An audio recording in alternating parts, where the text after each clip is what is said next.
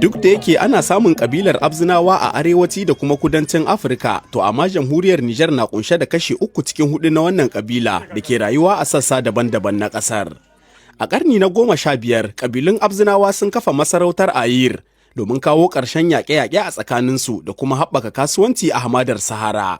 Tun daga wannan lokaci, masarautar ta girku a wasu yankunan Nijar, ciki har da yankin Damagaram, inda sarkin Abzinawa da ake yi wa lakabi da tambari ke zama a matsayin jakada a masarautar yankin. Wannan masarauta tamu tana da shekara fiye da kusan 200 da wani abu. Yanzu a tsarin ta yadda ake ni ne sarki na 9, saboda Allah ya hore ma kakannin namu da uwaye dogon zamani. Mu sarkin Abzina ne in ka ɗauki jihar Damagaram, kuma mu ka san da cewa mu ba mu da iyaka na talakawa. Daga nan in ka kama haka je Chadi, daga nan in ka kama haka je Libya, ko ina ma muna da al'ummarmu, kuma duk inda al'ummarmu suke mu da makarkashin mu suke.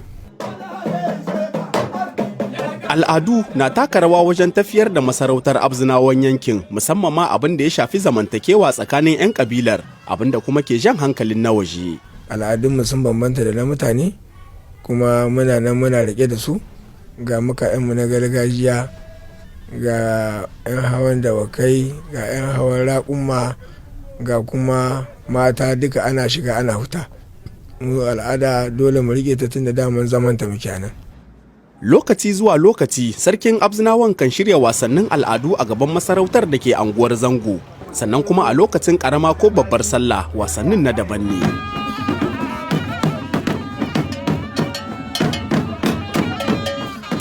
Takobi ai shi ne dama inda ka ga buzu ko ba abzini ai ba ka raba shi ba da takobi. Shi ne bindigar tamu, shi ne garkuwa kuma. Yanzu wannan kaga takuba ce kuma babarbara, wadda ita ce ya kai gado a gidan. Tarihinta wannan ya kai shekara kusan 600. Wannan mashi shi ne babban gadon namu na Abzinawa, kuma ko kana da misali maganin karhe, wannan mashi da ka gani zai huda ka idan mun kare ka da shi, tana za ka ga wani abin kyalkyali gashi nan ka gani alama, to wannan maganin karhe ne.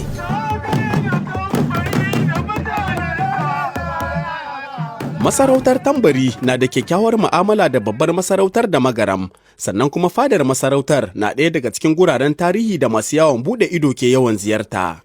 Ko da yake mafi yawan al'ummomin da ke ƙarƙashin masarautar na rayuwa a waje da birnin Zandayar, to amma Tambari ya tanadi duk abin da ya dace domin kasancewa kusa da talakawansa.